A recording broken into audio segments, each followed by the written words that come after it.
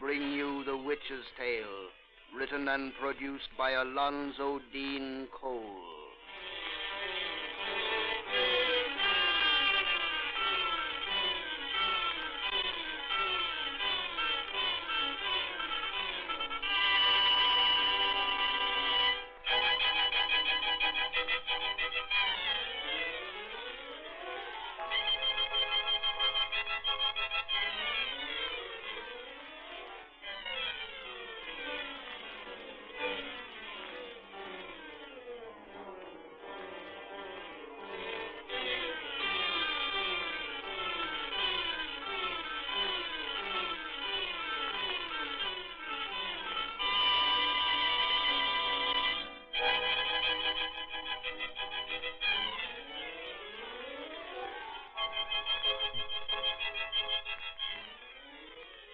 Now let us join old Nancy, witch of Salem, and Satan, her wise black cat.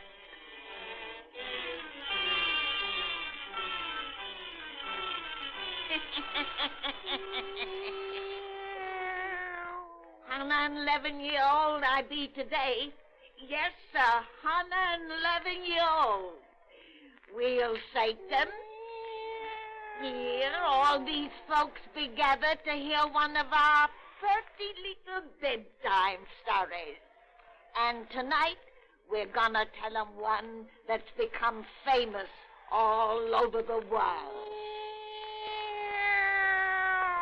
You're right, Satan. A woman named Mary Shelley once writ this yarn of ourn in a book. But she, nor no one else, never knowed the true facts of the case but me. Douse out them lights. Setting in the spooky shadows is the way to hear our pretty tales. Now, draw up to the fire and gaze into them embers. Gaze into them deep, and soon you'll be with us in Switzerland. Soon you'll hear our yarn of Frankenstein. Frankenstein.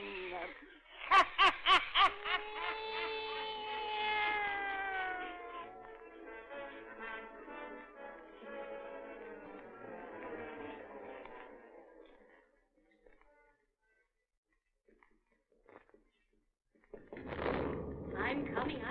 Don't break the door down. Who is it? Hi, Professor Waldman. Oh, just a minute. Oh, good evening, Madame Maurice. Good evening. Raining cats and dogs. Step inside so I can close this door. Yes, Madame Maurice. Oh, you're letting that wet umbrella drip all over my clean floor. Oh, I'm sorry. You men of science. But I suppose I should be used to such carelessness after keeping house for Victor Frankenstein. Oh, he's a very young scientist, Madame Maurice. Just wait until he reaches my age. You make me shudder. Where is our Victor? In his laboratory? Is he ever anywhere else? Doesn't even come out for his meals anymore. What is he doing in there, Professor, that he's so mysterious about? I don't know any more than you do. Our Victor is a genius, and genius shares its secrets with no one. Professor Waldman, I'm worried about that boy. In the last 6 months, he's changed terribly. Changed? Yes. He thinks of nothing but this work of his. You know how much he loves his fiancée, Elizabeth. Yet 3 times he's postponed their marriage because it wasn't finished. And I'm afraid of whatever he's doing. I feel it is unholy. Madame Maurice. Unholy, I tell you. It forbids me to enter that laboratory of his. But he can't close up my ears. At night, I hear frightful sounds from there. Cries of animals in pain. And then from him who has always been so kind. Insane shouts of triumph. And I've seen the things brutish-looking men bring in this house. Hideous things from the slaughterhouses and the morgues. Last week, the public executioner was here. He brought the body of that robber who was beheaded in the square. There is no need for you to worry. However disgusting the tools he employs, you may be sure the object of Victor's work is to benefit mankind. I hope you're right, but shh. He's coming from the laboratory. Hear him lock the door behind him? From the care he takes, one would think that room was filled with gold. Good evening, Victor. Oh, Professor Waldman. I'm so glad you received my message and came at once. Oh, Madam Moritz, get your hat and cloak. I will send you to your sister's. In this awful storm? Oh, is there a storm? Is there a storm? Well, then you must call a cab. I'm sorry, but Professor Waldman and I must have the house alone. This is the night for which I've worked so long. The night on which I'll finish the crowning achievement of the ages. Victor, you are trembling with excitement. What have you done? Tomorrow all Switzerland shall know. My name shall ring throughout the world. And you shall know first, dear Madam Moritz. But tonight you must go. You must go now. You mean your work is ended? Yes. There will be no more dead bodies coming through that door. No more horrors from the No, slaughterhouse. that's over. That's over now. Now go. Go. I'm going. Even though I catch my death of cold in this awful storm, it'll be worth it. Go. Please go. Victor, what have you discovered? Wait till she's out of hearing. She wouldn't understand. She's gone. What is it? Come and see. Come into the laboratory. Professor Waldman, from the acute presence of death, I have wrested the secret of life. Life? Yes. I, Victor Frankenstein, have created man.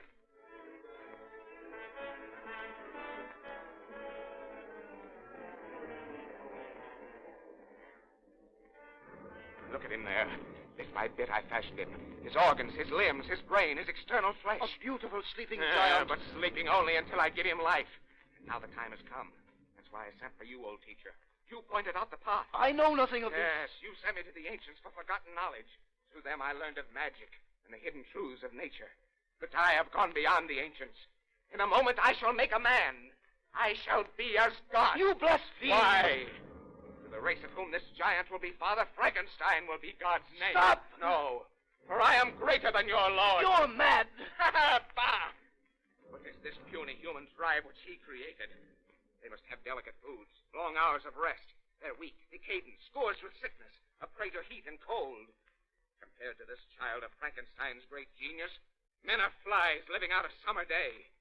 Look at him there, 8 feet tall, a mountain of strength, immune to weather, illness, and fatigue, with a brain that will grasp in a single hour all that man must take a year to learn.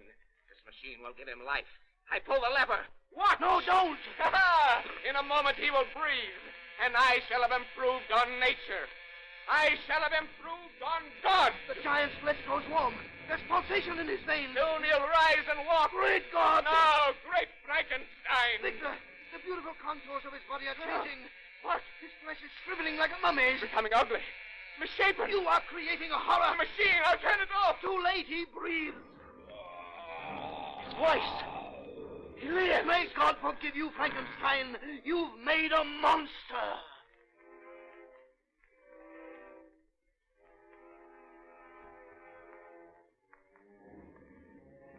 I can't go back into that house. I can't look at him again. You must. You should not have fled from him an hour ago. You are responsible for him. You are his creator. You're right. I am the great God Frankenstein. But how could he have changed so as I gave him life? I planned a thing of beauty. Produced a loathsome horror. Man cannot usurp the prerogatives of God. Let us go in. All right.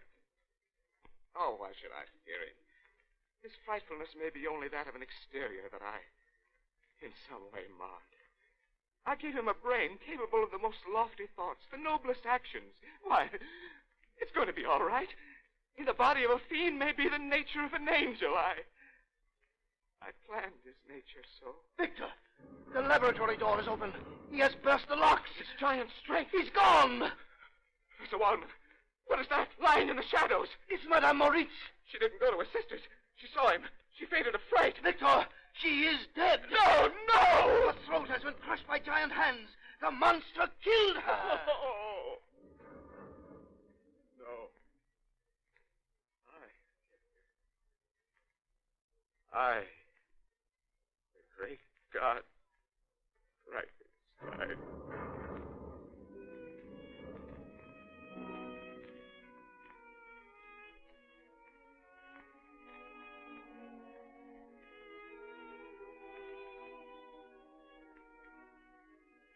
Well, my boy, how does it feel to be on your feet again? Not bad after a year in bed, I'll wager. A year has passed since that awful night. Here now. I forbid you to speak of that just yet. Oh, I'm quite strong now. And we must talk, Professor. This is the first opportunity I've had to be with you alone. Careful, Victor. Elizabeth is in the next room, and your mother. They don't know. No one knows but you and me. They think your ravings of the monster simply figments of delirium. And you have been quite mad, you know. Yes. Mercifully mad. Till a week ago, the darkness lifted from my brain to let me remember and to fear. What other crimes is the thing I made committed since you brought me here? Where is he? You must tell me. You have nothing to fear, Victor. The monster is dead. Dead? Yes. You're not lying to me. You're not lying just to ease my mind. No. During the week after his disappearance, he was seen in several villages, and the superstitious farmers took him for a demon from another world. At last he was fired upon and wounded. A trail of his blood was traced to the edge of a mountain chasm 1,000 feet in depth. We shall never hear of him again. He's really dead. Oh, oh, I feel as though the weight of time itself were lifted from my shoulders. I'm free again. My nightmare is over. There's nothing more to fear. Victor, darling. Oh, Elizabeth. Come in, my dear. I hope you'll forgive my intrusion. I heard Victor's voice, and it sounded so different, so happy. I simply had to come in and see you. Oh, I am happy, dearest. I shall be happy forevermore. You will be even happier if left with Elizabeth alone. Oh, I know, young lover. Oh, really, Professor? I'll see you later. Elizabeth. Dearest sweetheart. Oh, how good it is to see you yourself again. You've been so ill, so close to death. But now I have returned to life. And to you forever. You mean until you go away again? Back to your studies, your experiments? No, my studies are over. My experiments are ended. Victor! I shall never enter a laboratory again. There will be no more postponements of our wedding. Then I shall have you all my own. For always. Always. Oh, my dear. You don't know how happy that will make me. I've been so jealous of the science which kept you from me. It seemed to keep you from even the dark. I have come back to you. And God. Elizabeth? Oh, your mother is calling me. I must tell her. Perhaps we can be married right away. Tomorrow, if possible. How I love you. How I love you. Elizabeth! A coming, Mother Frankenstein. Oh, I'm so happy. And I. Happy. Happy. Happy! There's nothing now to fear. You're There's wrong, Frankenstein. You! Alive! Yes, the monster you created.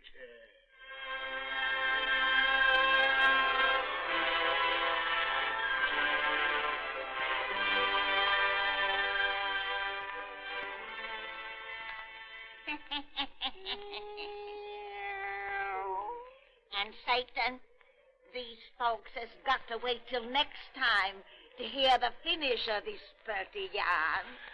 Then we'll tell them some true facts about this Frankenstein and his monster that'll make their hair curl.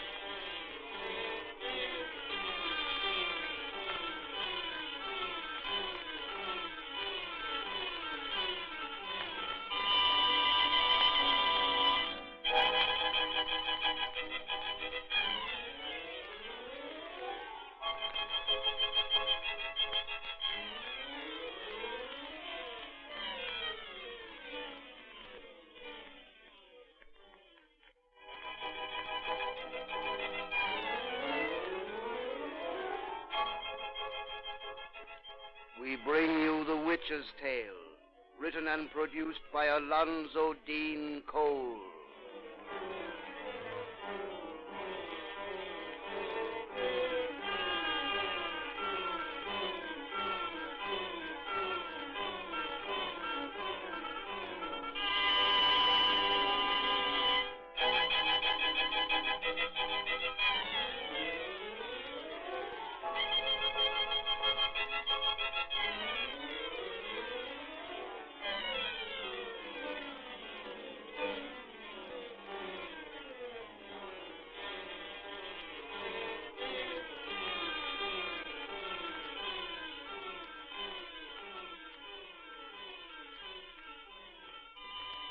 And now let us join old Nancy and her black cat, Satan.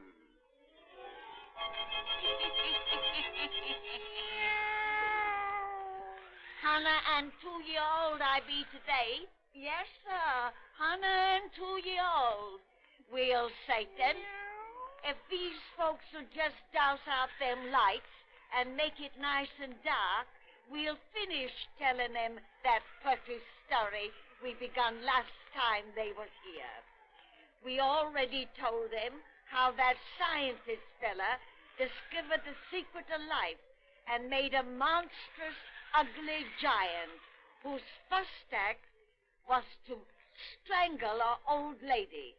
Then he disappeared, and the fella who made him thought he'd been killed. Until a year later, he heard the giant's awful voice a-calling him. Now draw up to the fire and gaze into the embers. Gaze into 'em deep and hear the rest of our yarn about Frankenstein. Frankenstein!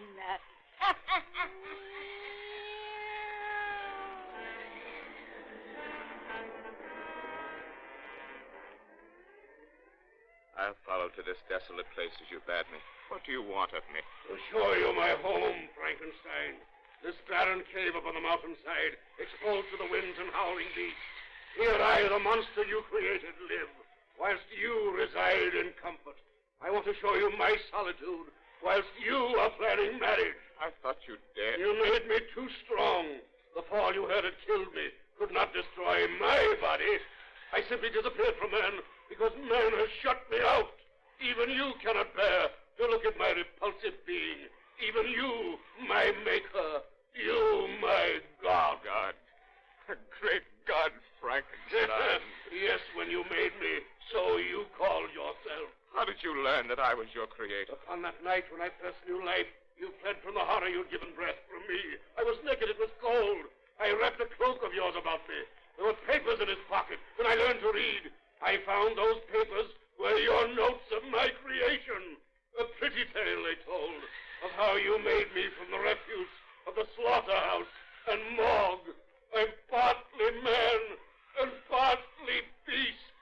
You owe me recompense for the awful life with which I am cursed. That is why I summoned you tonight, that you may pay your debt.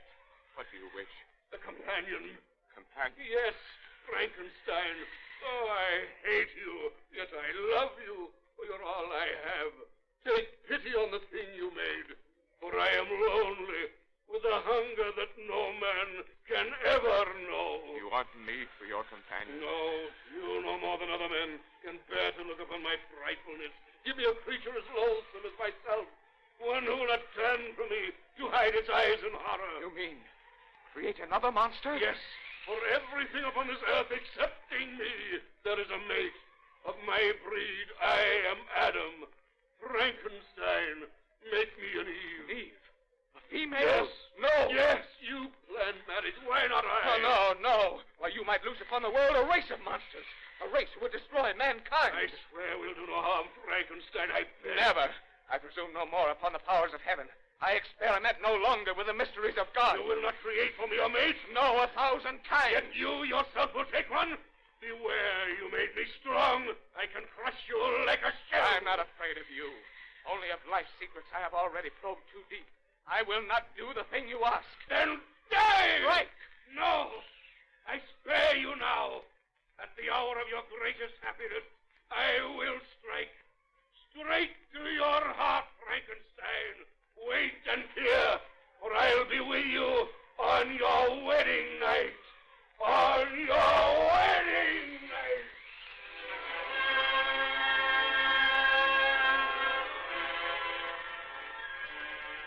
Victor, how can you be so sad tonight when all our dreams have just come true? Oh, I'm not sad, dearest.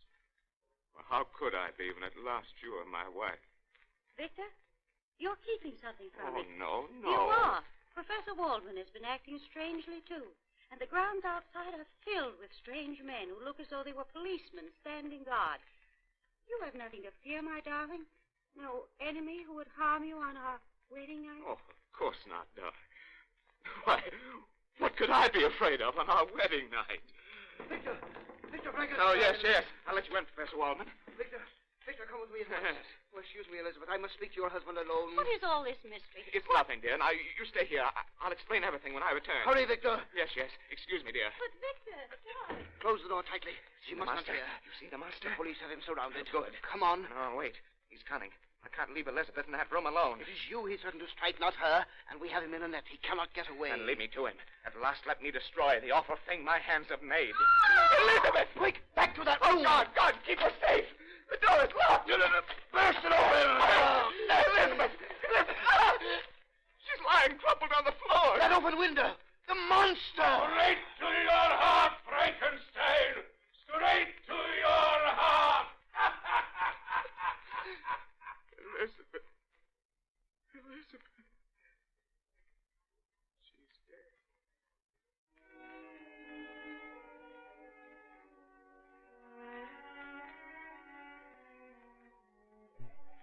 So, Frankenstein, you tracked me down.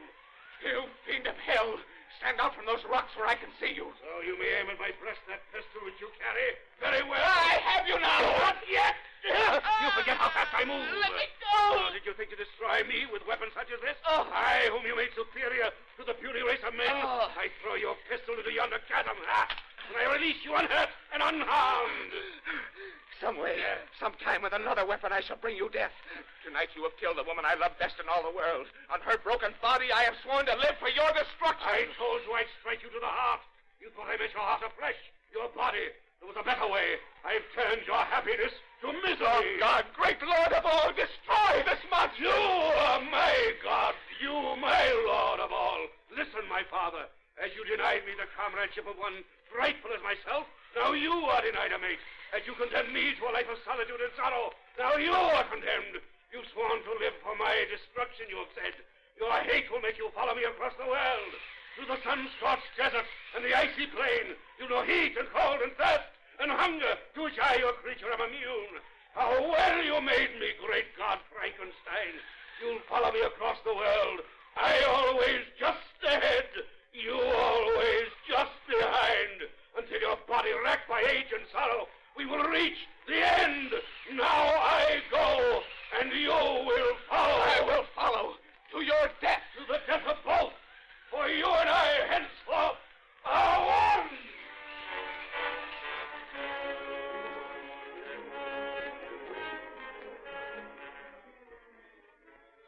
Oh, across the way. 3 points starboard. Castaway here in the Arctic Circle. Aye, sir. Take this glass. It's a man on a floating block of ice, probably broke away from the mainland, sir. Gad, a white man, 1,000 miles from humankind. Some explorer, probably, like ourselves. Yes, who's lost his party. He may be a companion of that strange giant we saw in the distance a week ago. If we can get him, sir. We'll try. Man the longboat. All hands up, man the longboat. Cross the way, cross the way.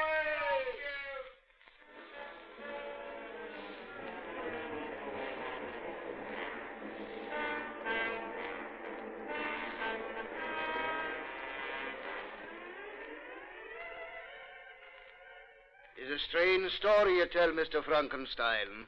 You've pursued this man for 40 years. Not a man, a monstrous fiend. Over mountain and desert, ocean and plain. In the velds of Africa, here to the Arctic Circle I have followed. I always just behind. He always just ahead. 40 years I've known no home, no friend, only solitude, misery, and an empty dream of vengeance. Now I'm dying. I can pursue no longer. There, man. 5 days on that ice floe didn't do you any good. But our ship's doctor will soon have you on your feet and as good as new. What you need now is lots of rest, so I'll leave you until morning. Good night, Mr. Frankenstein. Good night, Captain. Rest. Lots of rest. Yes, my father. You. I crept aboard the ship when darkness fell. I expected you. For we have reached the end.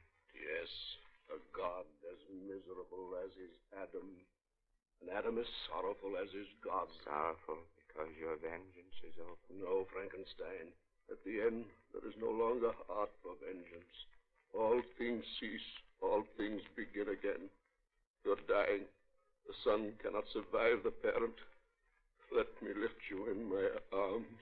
Carry me to the deck. Gently, tenderly I bear you, for you're all I've had to love, all I've had to hate. Frankenstein, forgive me at the end. I forgive. And forgiveness beg. Beneath these icy waters, let there be one grave for both. You and I, creator and created. My presumption and your misery. We're at the rail. The waters wait below. Let us find peace together. Now. The end. The end.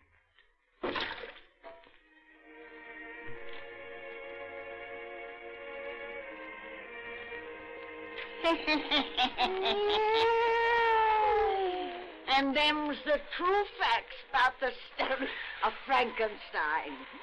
Come see us next week, and Satan and me'll have another yarn to spin you.